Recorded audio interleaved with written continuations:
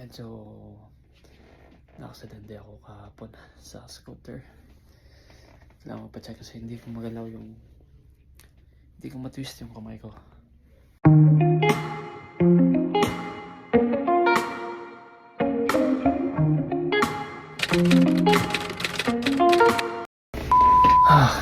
Dito tayo ngayon sa clinic. Medyo na-aksidente ako kahapon sa scooter. Kailangan magpa-check kasi hindi ko magalaw yung hindi ko matwist yung kamay ko. Kaya appointment ako sa doktor. Medyo hindi maganda yung tama. Kakatapos ko lang magpa-check sa doktor. Pagkita niya sa akin at nung sinabi ko sa kanya yung sitwasyon ng kamay ko, niresetahan agad ako ng x-ray. Bigyan ako ng papel para mag-x-ray agad. So unang tanong ko sa kanya is magkano. Good thing is free lang daw. So ayos yun.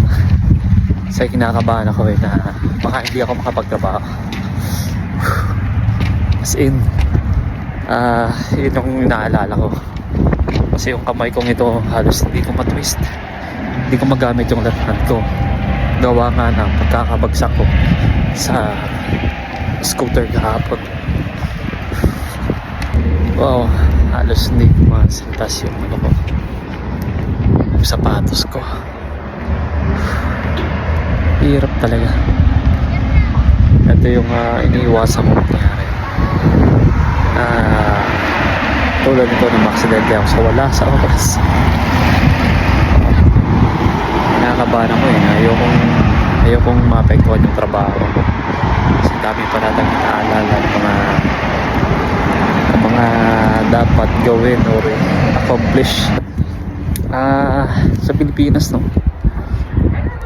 Kinakabahan ka sa mga gastos. Ito lang yung magandang bagay dito kasi libre lahat kahit x-ray. Pagpunta mo sa doktor, libre. Pa-x-ray ka, libre. Kaya wala kang problema sa mga gagawin mo, no, sa ospital, sa mga babayaran mo sa ospital. Yung company ko, no, meron ding medical benefits na binigay sa akin, no, which is ko-convert ko sa Pilipinas ay napakalaki rin. Yung amount is nasa 2,000 plus for 1 year na na medical benefits. Yung $2,000, no, ko-convert ko sa Pilipinas halos kulang-kulang $80,000 pesos. So malaking bagay din. So yun nga, sana okay lang yung lahat kasi kahapon grabe yung sakit. Nagtanap pa yun.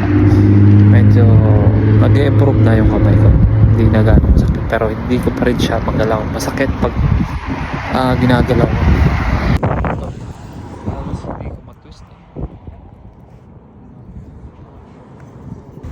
Nagpapasalamat pa rin tayo, no, kasi kahit na-aksidente tayo ay tinignan pa rin natin yung brighter side nito na hindi tayo napuruan, hindi natamaan yung ulo ko at sa kabila ng lahat ay okay pa rin tayo. Minor injury lang yung naranasan natin.